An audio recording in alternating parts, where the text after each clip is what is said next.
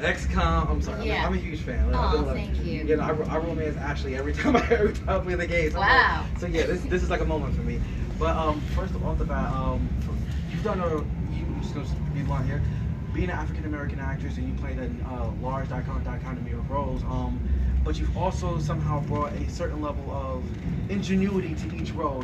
You don't really have like this is the style. How have you developed yourself as an actress to be able to cover such a wide margin from small roles to big roles? Wow, thank you for that question, and thanks for those nice words. I don't really know. I approach it, I guess, the same way an on-camera character actor would. I don't really, the voice is kind of secondary, and I just approach it from the character standpoint. And someone was asking me about, this question yesterday, and I was like, I have a lot of voices in my head, and I've just kind of like managed them. I pick from my bag of tricks of stuff that I do. So I've been doing it a while. So, and it's great. I have always envisioned myself being this type of actress where I can play a lot of roles, and since that really can't happen in an the on-camera world, voiceover is perfect because I can be as versatile as possible. Yeah. Questions? What made you first take an interest in acting? This teacher I had, Mrs. Kelly, in a third grade, was awesome. She had this puppet show thing in her room, and one day I was in there, we were playing around with it. I started doing some voices. I was a little kid, and she's like, you should come join my children's theater after school.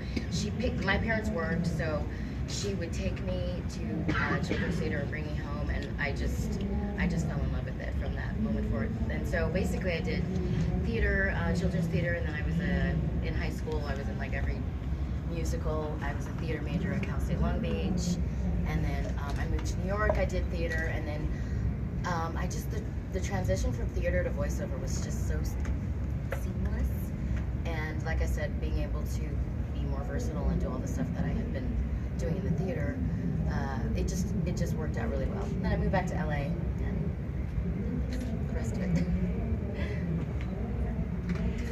it. Playing a role in Voltron, what is it like actually being part of such an iconic show? And second question is, who will be your inspiration as far as acting goes? As far as acting? Mm-hmm. Well, for the first part, Voltron, it's obviously a dream come true. Amazing, iconic role, and to be a part of the diversity of this diverse cast and the way that they decided to go with Allura was just like a shock to me. Actually, I didn't know, because I voiced a lot of characters that are not black, that are just, I had no idea when I was voicing Laura what she was even going to look like. Wow. Like, probably a year into the process when they actually showed me the art for her. So I was in shock when that happened. So that was pretty cool. But what was the second part of your question? Who's my inspiration? A lot of them. I think there's an actress that I really loved working with. Her name is Kath Soucie. I don't know if you guys. She works a lot. Mm-hmm. One of my first jobs was on Rugrats, and she played the twins, and she also played like the mom. Oh wow. And she would record all of the dialogue, all of them, and go back and forth between the voices just flawlessly. That inspired me to raise my game, to try to get to that level. Still, I just saw her the other day, and I'm like, I just love her. So yeah, Kat Soucie, I mean, Rugrats, she's amazing. She's one of my big inspirations. Awesome. Having done theater, live action, video games, animation, is there one of those you particularly love? Like, if you could only do one, that's the one you would do. And also, is there something in there you've not done yet that you really want to do? Well, theater was great, but I cannot go back to the theater. It takes so long, and just the time, the rehearsals, the time in the theater. That was for a younger Kimberly. That was really fun when I did that. So definitely, and on camera, like I said, you're kind of pigeonholed into what you look like. I would always be what people's perception of me is, what I look like, but I don't feel like that on the inside, which is great. So definitely voiceover. And I don't put all my eggs in one basket. I do so much stuff with voiceover. I do obviously games, animation, ton of promo work. I work for NBC. You guys probably hear me all the time on NBC and I do Toyota commercials. So I just love, before I wanted to do animation, I wanted to be an announcer. So like Don LaFontaine, that's another one of my inspirations. Okay. Was just, I had like male voice envy. Like I wanted that same thing. And I was one of the first females to be a primetime announcer on NBC. So that's another one, something that I'm really proud of. Wow. So I'm not really question too, but anyway. How do you go about creating your own portrayal of established characters? Well, I think it was with Allura. They really did a great job of directing and telling me kind of what they wanted. And the audition process was kind of tedious, so I knew where they were going with it as far as the Altean accent. I just thought because or just a bad British accent, but an Altean accent, and the fact that she wasn't going to be your typical princess. It's just there was enough notes there to make it kind of easy to grasp onto the character. But I'm just an actor that likes to be directed, and I have my bag of tricks. But working with someone like Andrea Romano on this project, I don't know how familiar you are with her, but she's directed everyone, and she's got this shorthand where she can just, no matter what level you are as an actor, she can get the best out of you. So I feel like and having the cast another, crutch, other great actors around you, it just creates an environment where it's safe to do that kind of stuff, take chances and stuff. So. Hi, Kimberly. Hi. You said earlier from theater to voiceover, it was somewhat a seamless transition for you. Mm-hmm. As you got into voiceover, what were some of your big challenges? Not sounding black enough. I was replaced in, then I say black enough meaning I don't know what that means. Exactly, I don't. I was Jimmy Neutron. I got cast as the best friend, because, that's the typical role. And for some reason, everyone, the kids all kind of sounded the same, but I didn't sound Shanae enough. I got replaced in that role, and that's happened to me a couple of times, and I've had that interaction with directors where they try to use keywords like, can you sound more girlfriend or more sassy? That's a big one. So that to me in the beginning was something that I was kind of sensitive about, and I'm like, I'm black, this is how I sound.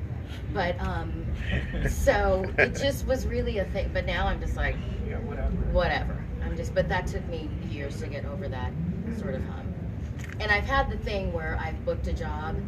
This happened to me at Mattel.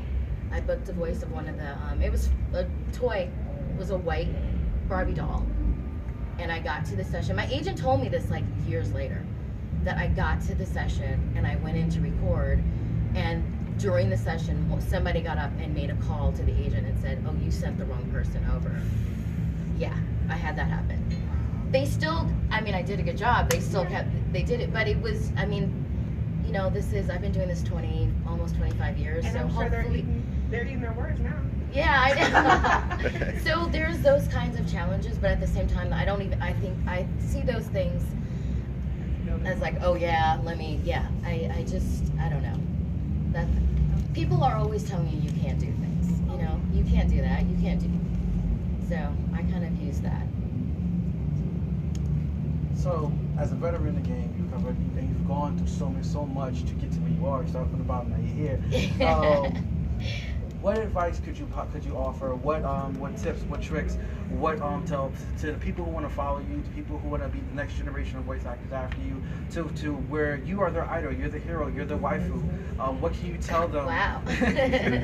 To just like, hey, if you're trying to break into voice acting, this is what you need to practice. This is what you need to learn. And it's difficult to give advice because when I started, it was such a specific thing. It was like a very small knit group. I just happened to get in at the right time. I remember going taking a voiceover class and booking a job. This is how I got started. I booked a job. I didn't have an agent, but the class, they had auditions, so they would call me in. But the second week, I booked another job, and the woman who taught the class was like, "Do you have an agent?" She hooked me up with one of the biggest agents. And I went in to read, these were commercials, these were radio commercials that I booked. She asked me at that moment, "Do you do like kid voices and stuff?" Because I was young. I had never really done it, but I just said, "Yeah, I do, of course." And that was lucky because then I booked right after that Dexter's Lab, Powerpuff Girls, all those things I got little roles on, and it just kept the momentum going. So I feel like I was really lucky. I was at the right place at the right time. I believed in myself. And so that would be the advice I would say that's universal, is just believing in yourself, because what you believe and what you put out is what people are buying, basically. And so it's just about having that confidence, and it's hard to get that confidence in this industry because it's all about rejection. So you have to start from a place of just believing in yourself and visualizing what you want and knowing what you can do and what you can achieve. That would be my advice, because nowadays, like Josh was saying the other day at the panel, there's so many platforms. You can do your own individual things on the internet. You can do, so that wasn't available to me at the time. So How do you go? Have you ever changed your role between publications of either a show or game? And if so, why? have I ever changed? Changed your approach to a role between publications, like between one of the Mass Effects, I guess, for example? That's a good example. Well, because the technology changed during the making of that game. So the first time we're just recording wild. You know, you record games by yourself, so you're just doing all these lines. You don't know what the proximity you are to another actor. You're like, somebody's yelling and someone's talking quietly, because it's continuity issues, because you're recording at different months apart. So by the time Game 2 came around, they had developed, especially BioWare had developed this technology where the way they filed it and stored it, they would play back the other actor's lines, so I can actually act against Jennifer Hale, for instance. So that helped my